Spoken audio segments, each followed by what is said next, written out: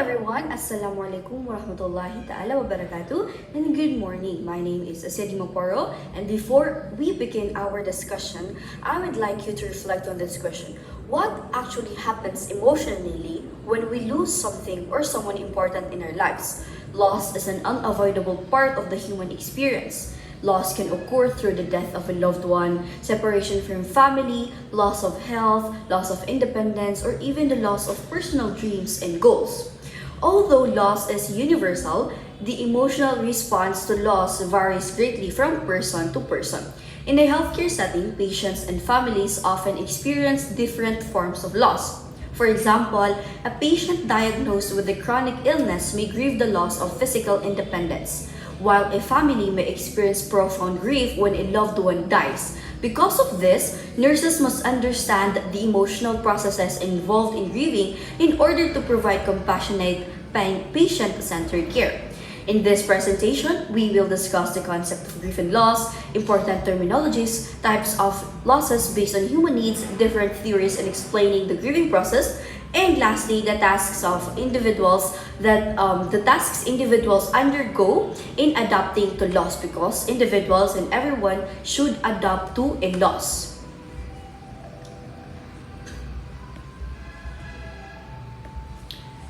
Now, to better understand the topic, it is important to clarify several key terms related to grief and loss.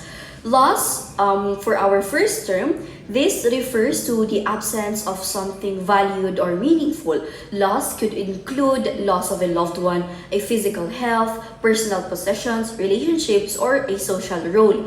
Because loss can be actual, such as the death of a person, or it could be perceived, where the individual feels deprived of something important. So, pwedeng physically na may nawala sa'yo, or you perceive that may hindi na-satisfy na gusto mong gawin but you did not. So that could be a loss. Next, we have grief. Grief refers to the internal emotional response to loss. It involves a complex mixture of emotions such as sadness, anger, guilt, anxiety, loneliness, and sometimes relief. Grief is considered a normal and a natural reaction where an individual experiences loss. Grieving, on the other hand, is actually also called bereavement. This refers to the process through which individuals experience and gradually work through the emotional reactions associated with loss.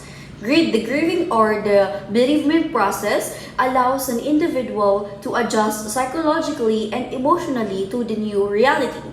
Next naman, meron tayong tinatawag po na anticipatory grieving, kung saan this is where individuals begin to grieve before the actual loss takes place. So, parang ina-anticipate na nila na may mangyayari. This commonly happens when a loved one is diagnosed with a terminal illness or when the death is expected in the near future, such as, for example, yung mga matatanda nating lola.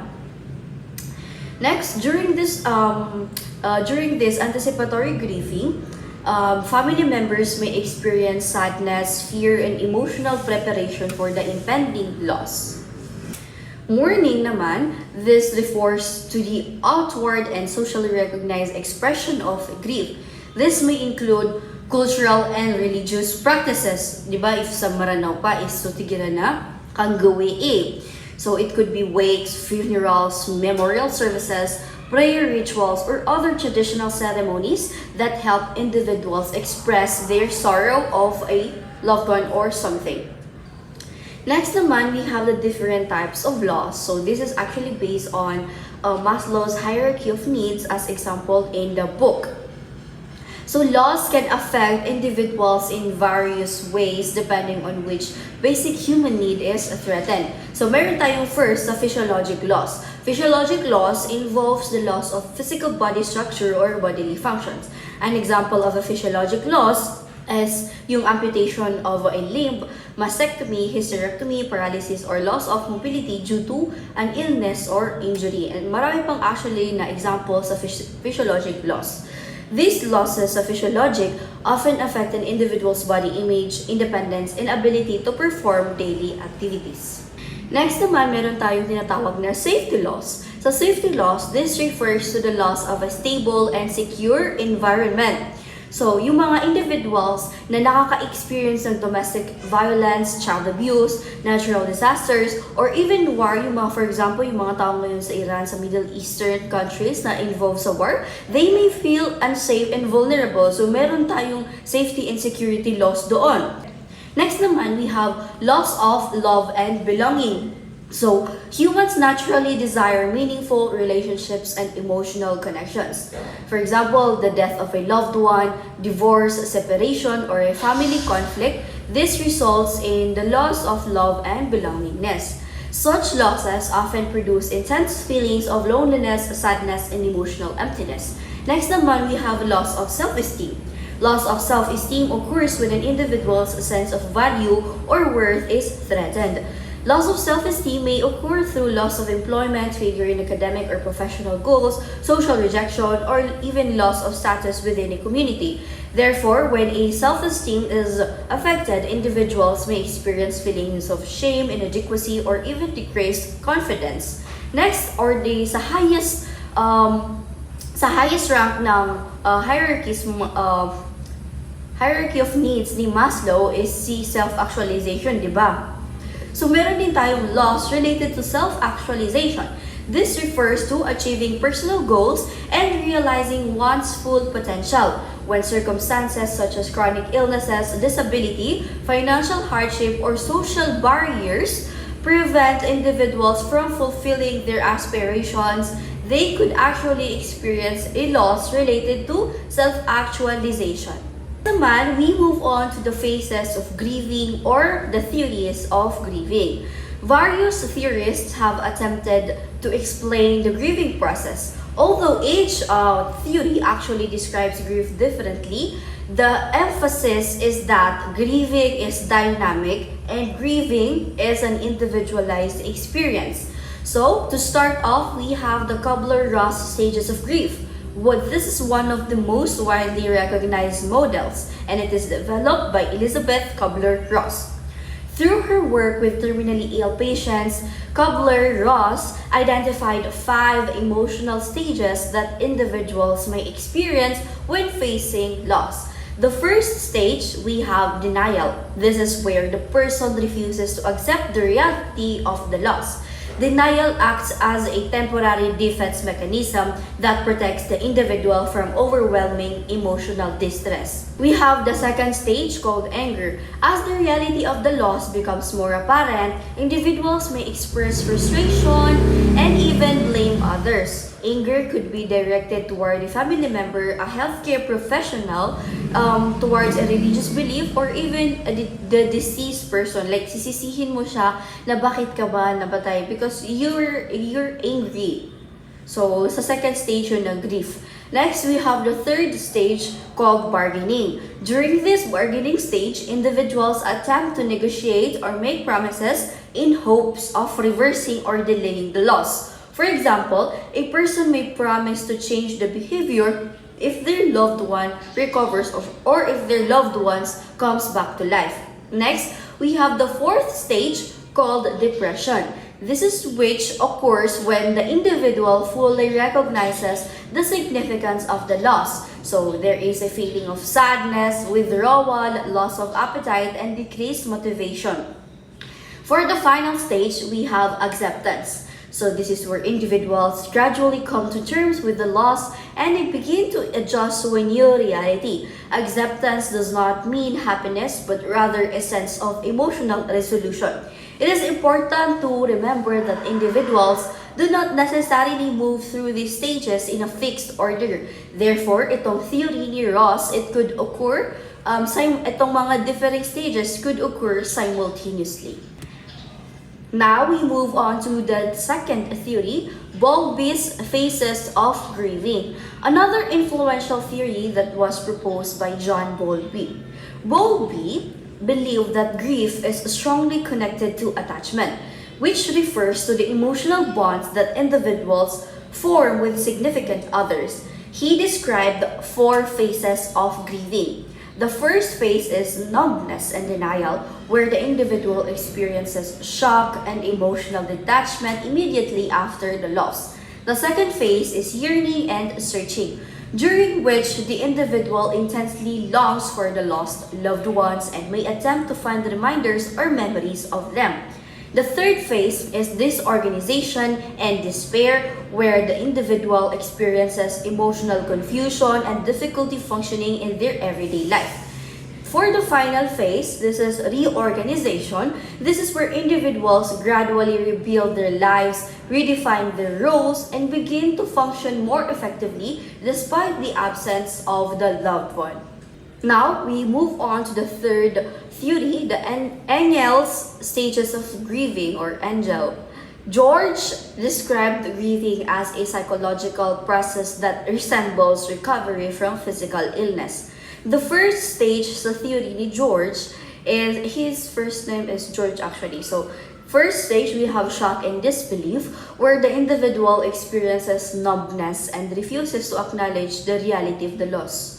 So, parang hindi pa siya makapaniwala. The second stage is developing awareness. This is where emotional responses such as crying, anger, frustration, and helplessness becomes more apparent. The third stage is restitution. This involves participating in mourning rituals such as funerals, wakes, or religious ceremonies. These rituals help individuals acknowledge the loss and begin the healing process. The fourth stage is resolution of the loss. This is where the individual gradually reduces emotional preoccupation with the lost person. Finally, recovery occurs when the individual regains the ability to resume daily activities while maintaining memories of the lost person. Now we move on to our last theory, Hurwitz stages of loss and adaptation. Another explanation of grief was proposed by Marty Horowitz. So Marty, he viewed grief as a psychological adjustment process involving 4 stages. The first stage is outcry. This is which the immediate emotional reaction to the realization of loss. Individuals may cry, scream, or express intense distress. The second stage is denial and intrusion, where individuals alternate between avoiding thoughts about the loss and experiencing overwhelming memories. The third stage is working through. This is where individuals begin to process their emotions and find new ways to cope with life after the loss. Next naman, lastly, we have the final stage called completion. This is where life begins to feel normal again, although the individual has permanently changed because of the experience. Now we move on to the tasks of grieving. While some theorists describe grief as stages, others emphasize the tasks that individuals must actively accomplish to adapt to loss. So we have 2 tasks na i-mention dito. First, we have tasks according to Therese Rando. So Therese Rando proposed 6 tasks of mourning. So the first task of an individual is to recognize. This is where you involve acknowledging the loss has occurred and you understand its reality. So you understand your reality that you lost someone, you lost something. It's very important you recognize. Next, the second task is react. This is where the individual expresses emotional responses such as sadness, anger, guilt, or anxiety. So it is very important for you to react. Do not suppress your feelings. The third task is to recollect and re-experience. This involves remembering and reviewing memories associated with the lost person. So you collect your experiences, you re-experience ano yung mga ginagawa nyo dati. The fourth task is relinquish. This is where the individual accepts that life has permanently changed and that the lost person will not return. So it's very important to relinquish. Next, you readjust. This is where individuals gradually adapt to daily life without the presence of the lost person. And lastly, you reinvest. This is where individuals begins to invest emotional energy into new relationships, goals, and life activities. Kumbaga, you move on, you move forward. And lastly, we have tasks according to J. William Worden. So Worden described 4 tasks of mourning. First, it is accepting the reality of the loss, which requires acknowledging that the person or an object is gone permanently, so wala na, hindi na yun maibabalik pa. Second is working through the pain of grief. This is where individuals allow themselves to experience emotional pain instead of suppressing it. So as I've said before, you feel the pain. Kung nasasaktan ka because of you're grieving, feel every emotion. Do not suppress anything. Third is adjusting to an environment without the lost person, which may require learning new skills, responsibilities, or roles. And then finally, emotionally relocating the lost person while continuing life. Meaning, individuals maintain memories while continuing to engage in meaningful activities and relationships, engaging in new ones, engaging in new experiences, having new experiences. So that is important if that helps you cope or move forward in life. Therefore, what we can learn here is that grieving is not about forgetting the loss. Instead, it is about learning to live with the loss while continuing to find hope, purpose, and meaning in life. Hi, my name is Siti Shaina Dima. So, before I begin, let me start with a question. Have you ever experienced losing something important? Maybe your loved one, or yung alaga ninyo, a pet, your friend, or even something simple like failing an exam after studying all night. So, as a student nurse, we often think that grief only means crying or feeling sad. But according to the psychiatric mental health nursing, grief is actually a multidimensional experience. It's a multidimensional experience. So this means it does not only affect a person's emotion, but it also affects their thinking, behavior, body, relationships, spirituality, and personal growth. That is why we nurses must approach grieving patients holistically. So today, I will be discussing the 7 dimensions of grieving. Okay, so first one is the cognitive dimension. So under this cognitive dimension is the cognitive response to grief, questioning and trying to make sense of the loss and attempting to keep the lost one present. So in cognitive dimension, this involves the person's thoughts, beliefs, and understanding about the loss. So, for example, when someone experiences grief, their assumptions about life may suddenly shatter. So they start asking questions like, why did this happen? Ano bang ginawa kong mali? Could I have prevented this? Many people also keep the deceased person mentally present through memories or internal conversations. For example, yung student nurse whose grandfather died may constantly think na sana kung binisita ko siya more often, maybe he would still be alive. So parang may konting ano na dapat ba always akong nandoon para mabuhay siya so that may nagawa ako, mga ganun na bagay. Another example is a patient who lost their spouse may still talk to them internally. For example, kapag nagkakaroon sila ng kapag may gagawin yung asawa niya, and then yung asawa niya, he would constantly think of his wife na sana nandito ka para masabi mo kung ano yung mga dapat kong gawin, kung ano ba yung mga mali or mga tama na dapat kong gawin, mga something like that. So as nurses, recognizing these thoughts helps us understand that patients are trying to make sense of the loss. So another response during grief is the attempt to maintain a connection with the deceased person. So many individuals keep the memory of their loved ones alive through their thoughts, conversations, or even yung mga rituals. So this is sometimes called yung continuing bonds with the deceased. An example of that would be, for example, yung widowed na husband might continue talking to his wife sa isipan lang niya na especially kapag may kailangan siyang gawin or kapag may important decisions yung asawa niya na dapat gawin tapos wala dun yung asawa niya. So parang kinakausap niya yung asawa niya in his thoughts lang.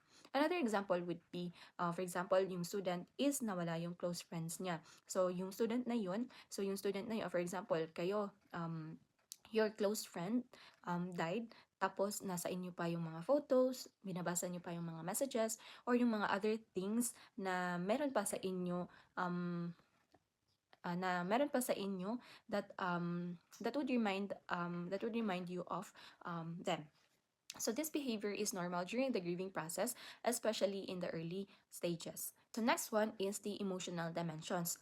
This is about the feelings. So the emotional dimension refers to the different feelings that accompany the grief. So according to Weidbeck, the most common emotions that we feel is sadness, anger, and anxiety. But grief is also unpredictable. So a person may feel calm one moment and extremely emotional the next the next second, no? So, for example, is yung si Maria, nagluluto siya. And then, recently lang is namatay yung mother niya. So, habang nagluluto si Maria, bigla na lang siyang iiyak kasi na-remember niya na what she's cooking is her mother's favorite food pala. So, bigla na lang siyang iiyak. So, another example would be yung patient whose relative died during hospitalization might express anger towards the healthcare team even though yung staff na yon did everything that he could possibly do. So, as a student, we must remember that these emotions are part of the grieving process and not a personal attack. Okay? Next one is the spiritual dimensions. So, it's about the soul.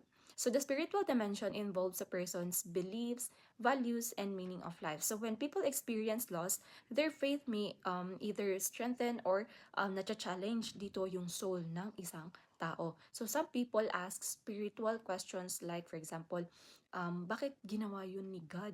Bakit ako pa? Bakit may death sa buhay ng mga tao? Mga ganon. So, he keeps on questioning. So, tinatanong niya yung lahat-lahat ng bagay.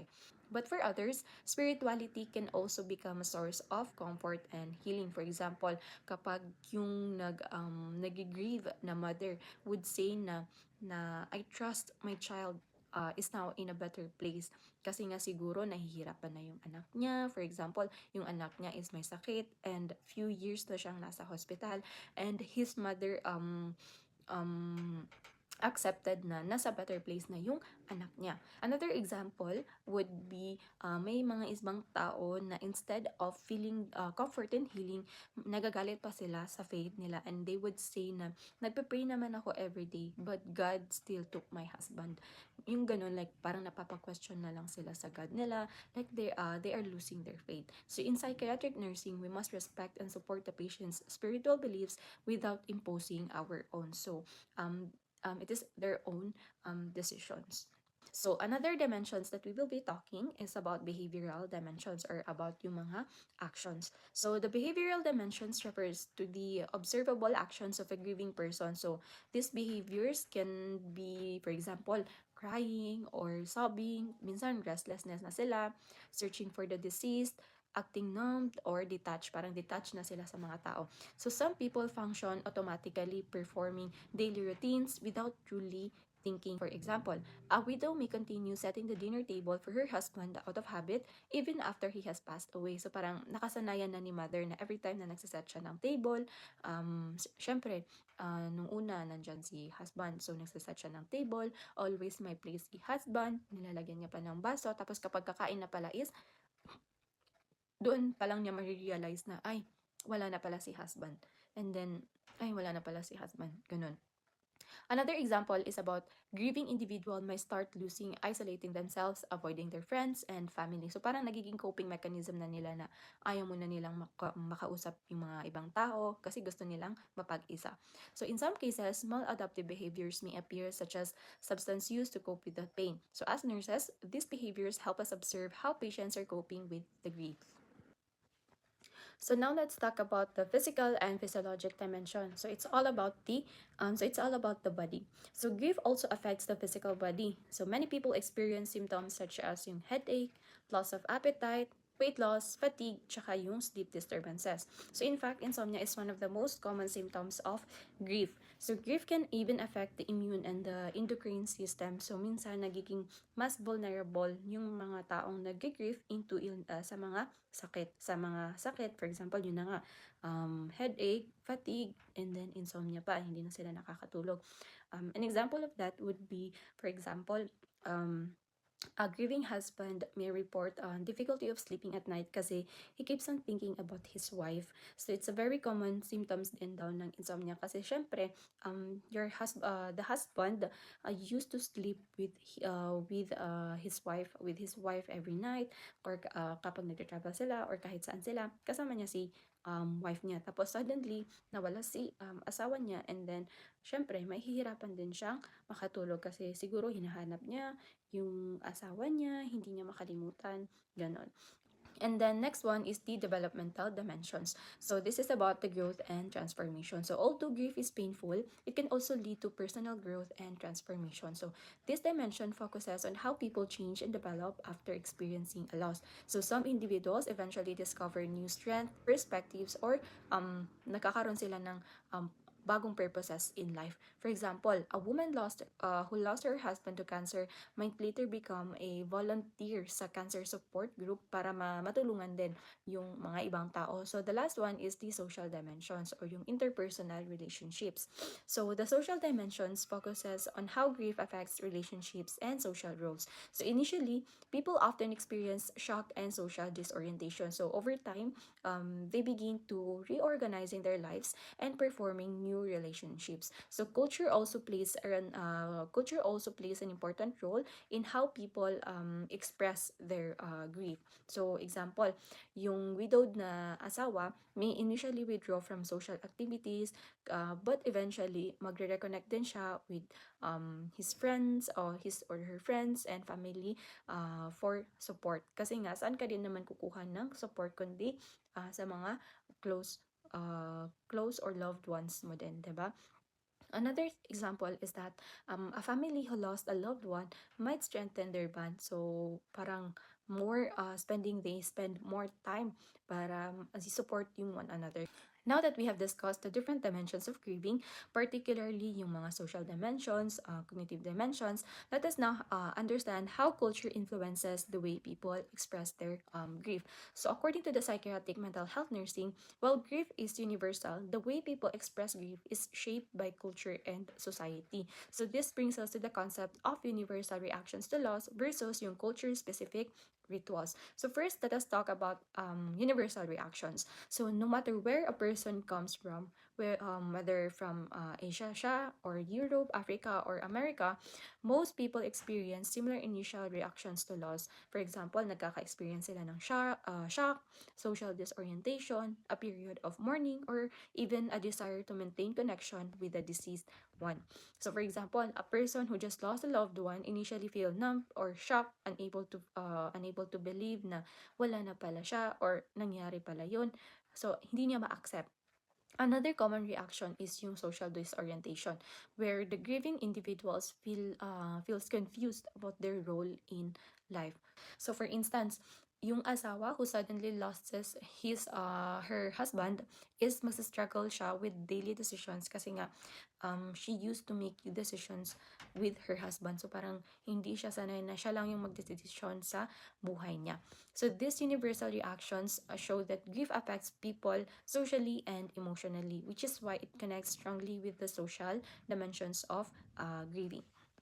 In terms of culture-specific rituals naman, although the experience of grief is universal, as mentioned earlier, the expression of grief is influenced by culture. So each culture has its own beliefs, traditions, and acceptable ways of mourning. So in some cultures, crying loudly and expressing intense emotion is encouraged, while in others, quiet reflection and privacy is very common din sa kanila. Sometimes may tinatawag din na acculturations. People may gradually lose their traditions, practices as they adapt to another culture. So in some situations, certain expressions of grief such as yung mga loud mourning may even be viewed as disruptive in different culture settings. So iba-iba talaga yung mga paniniwala ng mga tao. So now let's explore different cultural and religious mourning practices. So in Asian American traditions, they have deep spiritual beliefs about death and the afterlife. So for example, sa mga Hmong community, they believe that a person enters the next world in the same condition as when they died. Another example is sa mga Chinese traditions wherein nagbaburn sila ng incense, nagre-read sila ng scriptures, and sometimes nag-leave din sila ng food offerings for the spirit of the deceased for up to 1 year. So, ginagawa nila yon for 1 year. So, sa Japanese Buddhist traditions naman, yung family member nila is pinapaliguan nila yung deceased in warm water and dress them in a white kimono. So, doing this, this symbolizes purification before the afterlife. So, yun yung ginagawa nila. Similarly din, in Vietnamese culture, naglalagay sila ng rice or money doon sa bibig nung deceased na person para daw matulungan yung spirit na makabili ng mga necessities nila in the next life. Mga ganun na paniniwala. So these rituals help families maintain a connection with the deceased, which reflects the social dimensions of grieving. Another is sa mga Western and Middle Eastern cultures. Yung mga morning rituals nila are also influenced by religious beliefs and community support. Community support. So, for example, sa mga African American communities, so morning practices are often connected sa mga Christian traditions, traditions, no? So, it may include about yung mga formal eulogies, yung pagkanta, even yung liturgical dancing, which celebrates the life of the deceased. So, sa mga Hispanic naman or mga Latino na families, rituals often include yung mga novena, for example, 9 days of prayer for the soul of the deceased. So, families may also wear black or white clothing and temporarily avoid social entertainment. So, umiiwas muna sila sa mga social entertainment. In Muslim traditions naman, pinakabawal yung cremation. Cremation is strictly forbidden. So, the body must be washed by a person of the same gender and carefully positioned for burial according to the Islamic customs. So, dito sudiran dito roon priguun. Di priguun. So, miyatay na, if miyatay na babay, na dapat napakariguron na babay na ibarat buman o mama sumyatay na mamapman mamua priguron.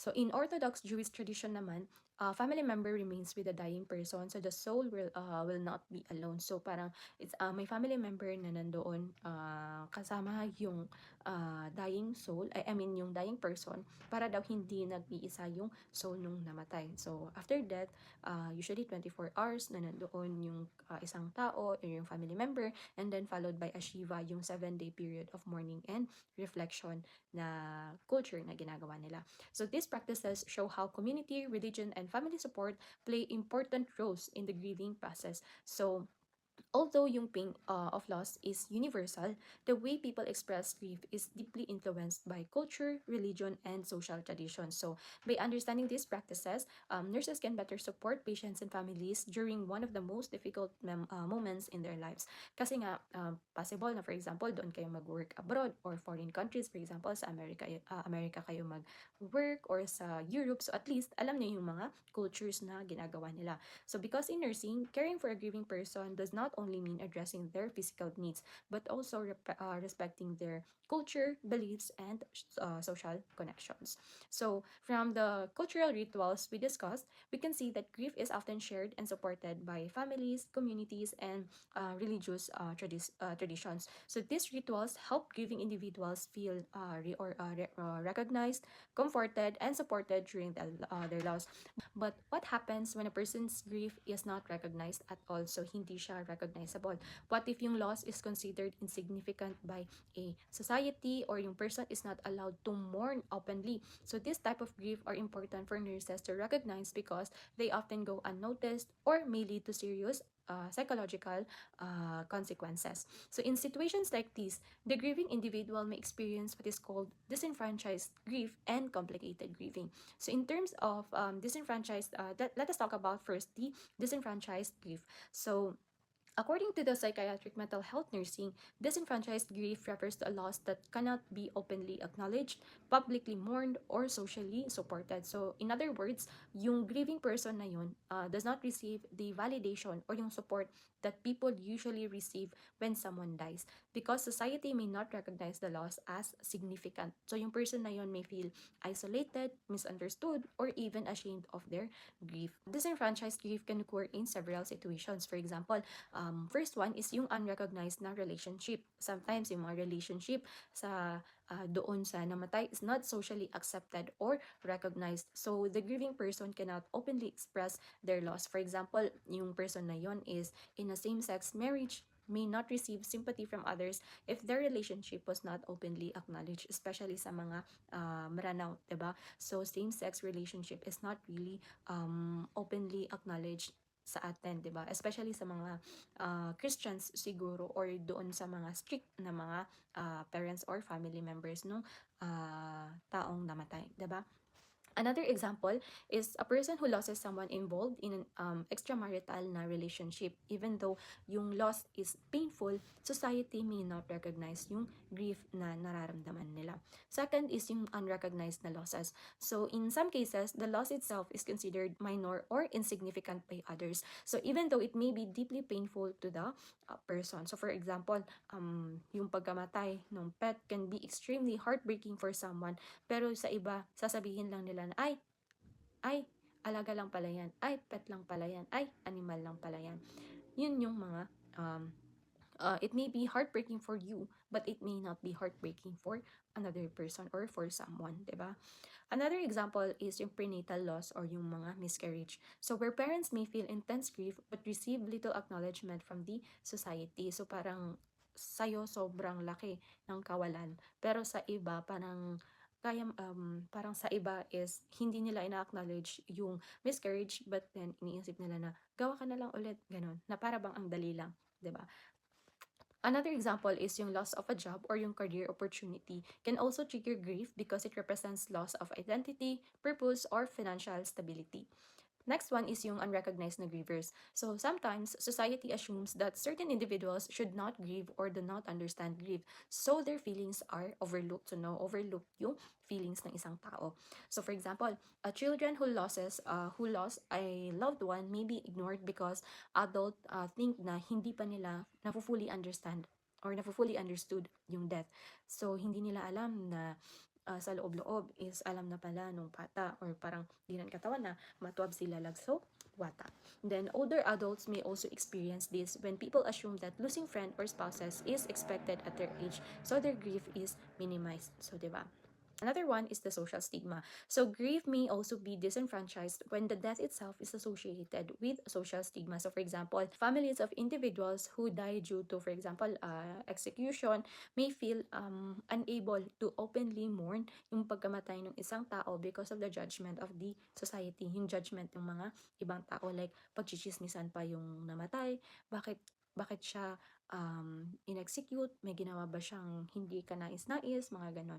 So that's related to addiction or criminal activity may also prevent families from receiving community support.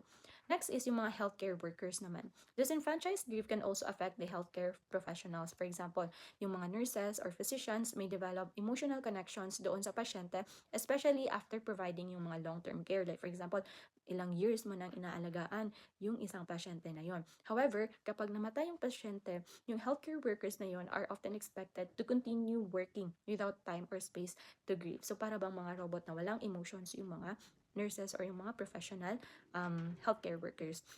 So as student nurses, we may also experience this situation during mga clinical duties, 'di ba? So now let's discuss complicated grieving. Yung complicated grieving naman occurs when the person's grief response falls outside the normal grieving process and interferes with daily functioning. So instead of gradually adapting sa loss, the person may become stuck doon sa intense grief for a long period of time. So according to the psychiatric mental health nursing, complicated grief may include yung mga abnormal emotional responses, mga extreme behaviors, or prolonged preoccupation with the loss. So for example, yung abnormal expressions of grief. So some individuals may display very intense emotional reactions while others may show almost no emotional response at all, 'di ba? So for example, yung isang taong yun may iyak siya ng iyak for a long period of time, and then suddenly hindi na siya makaka-perform ng mga daily activities kasi nandun na siya, parang morning siya every day, nagluluksa na lang siya araw-araw. On the other hand, another person may appear completely numb or emotionally detached, showing no visible reaction to the loss. So both responses may indicate difficulty processing of grief. So second one is yung preoccupation with the deceased. So another characteristics of complicated grief is constant preoccupation with the person who died. An example of that is kapag yung person na yun may spend most of their day thinking about yung namatay, and then iniiwasan niya na mag-move forward in his or her life kasi ang iniisip niya lang is yung deceased one. Next, another example is kapag yung isang tao keeps the deceased person's belonging exactly as they were for many years and refuses to change anything in the home.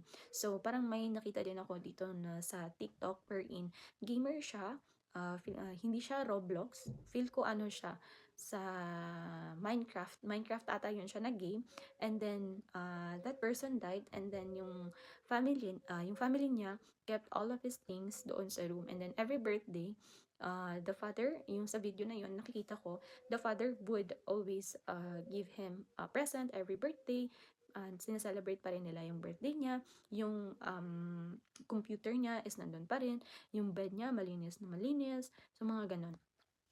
Another one is yung mga clinical risk.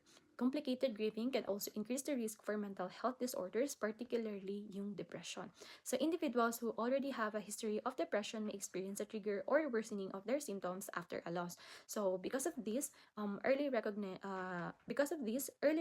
by healthcare professionals is very important din siya. So in conclusion, not all grief is openly expressed or easily recognized. Iba-iba kasi yung mga coping mechanism ng mga tao.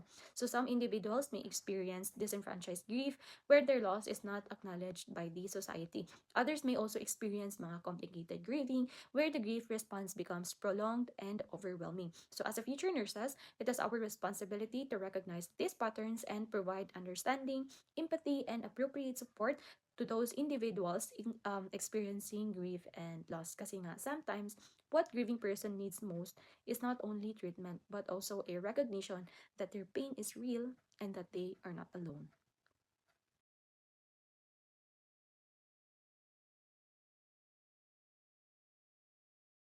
Good day everyone, I am Nabila Kusain and today I will be discussing the vulnerability and the nursing process in grief. So grief is a normal emotional response to loss, especially the loss of a loved one or something significant in a person's life.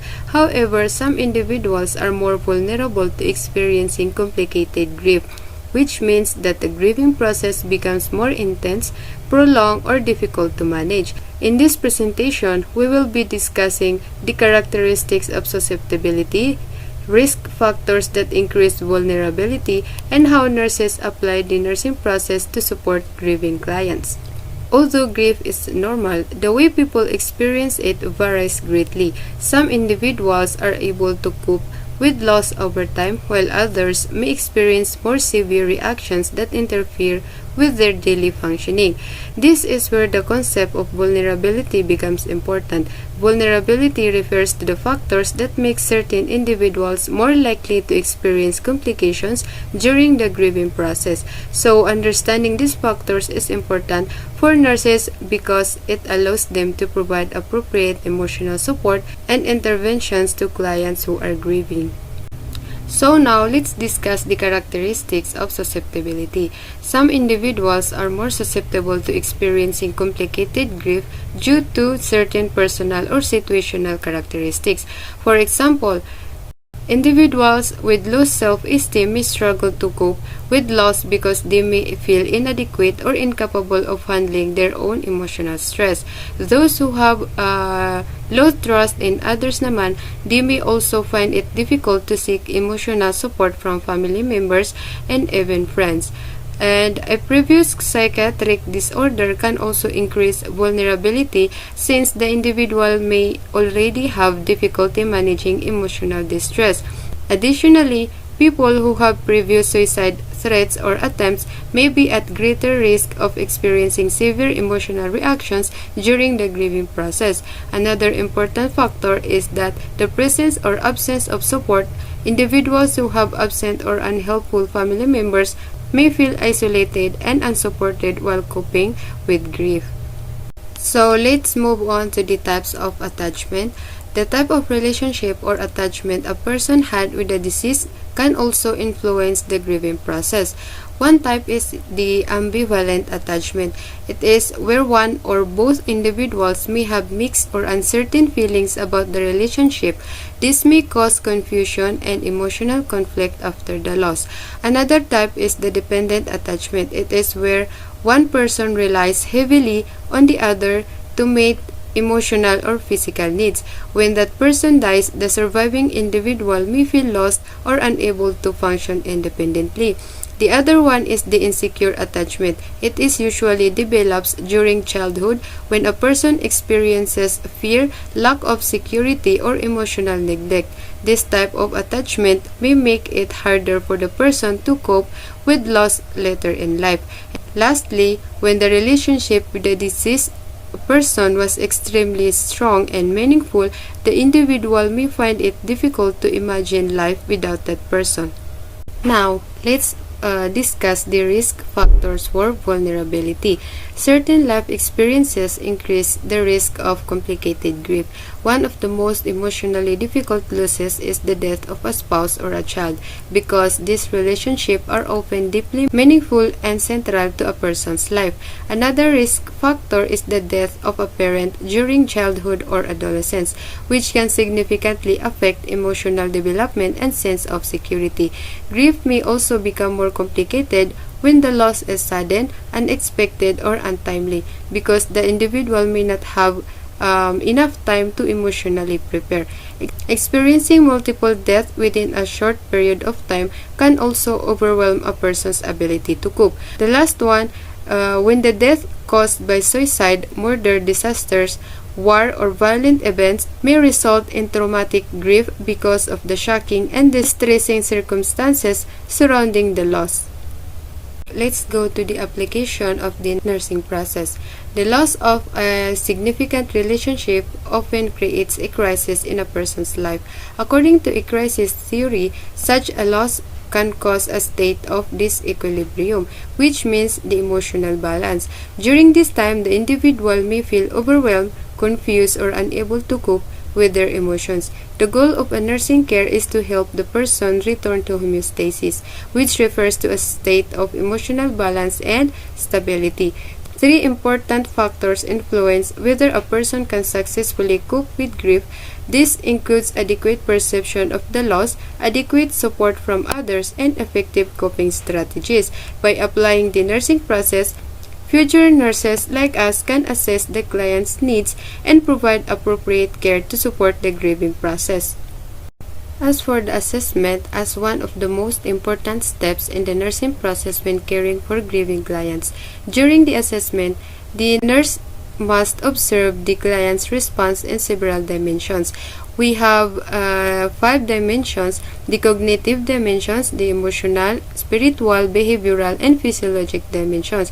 The cognitive dimension involves the client's thoughts and understanding about the loss, while the emotional dimension includes feelings such as the sadness, anger, guilt, or loneliness. The spiritual dimension naman is it involves the person's beliefs, values, and search for meaning in the experience of loss. The behavioral dimension refers to the person's actions such as withdrawal from others, crying, or changes in daily activities. And for the physiologic dimension, it involves the physical responses such as fatigue, sleep disturbances, or changes in appetite. It is important to remember that each person's grieving process is unique, and individuals may move through grief in different ways and at different speeds. We have the dimensions of human response to grief. This table shows that grief affects multiple aspects of a person and not just emotions. This table represents the different dimensions of human response to grief. This table shows that when a person experiences loss, their reaction is not only emotional, but also it affects thoughts, behavior, beliefs, and physical health. Under the assessment, we have 3 critical components of assessment. When assessing a grieving client, we must focus on the 3 important components. The first one is the client's perception of the loss. As a future nurse, we must explore what the loss means to the client and how the client believes it will affect their life. The second one is the support system. We must identify people who can provide emotional, spiritual, or social support such as the family members, friends, or community groups. The third component is the client's coping behaviors. By observing the client's behavior and emotional responses, we must determine how effectively the client is managing the grieving process. As for the diagnosis, based on the assessment findings, nurses may identify several nursing diagnoses related to grief. One common diagnosis is the grieving, which refers to the normal emotional response to loss. The other one is the complicated grieving, which occurs when the grieving process becomes prolonged or interferes with the person's ability to function. The other one is nurse may also identify risk for complicated grieving, which indicates that the client has factors that may lead to difficulties in coping with loss. The goal of nursing care is to help the client gradually adjust to the loss and move toward emotional healing.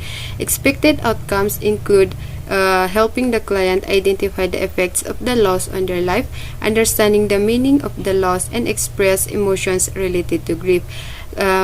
Clients should also be encouraged to seek support from others and develop effective coping strategies to manage their emotional stress. In some cases, professional counseling or physiological support may also be recommended to help the client process their grief. Nursing interventions focus on providing emotional support and guiding the client through the grieving process. As a future nurse, we must encourage the client to express their feelings and thoughts openly without fear of judgment. We must also help the client identify support systems such as family members or friends who can provide comfort and assistance. And we can also help clients develop healthy coping strategies such as talking about their emotions, participating in meaningful activities, and gradually adjusting to life after the loss. Creating a safe and supportive environment is essential so that the clients feel comfortable sharing their experiences. So, may naka-attach na picture dito and you can use this as a guide for the nursing intervention. As for evaluation, this involves determining whether the client is progressing toward emotional adjustment and healing. Indicators of progress may include the client's ability to express emotions openly, gradually accept the loss, and develop coping strategies to manage their grief. Over time, the client may begin to reorganize their life and adapt to living without the person they lost. Grieving individuals need compassionate and trustworthy support. Therefore, as a future nurse, we must demonstrate empathy, respect, and understanding when caring for clients experiencing loss.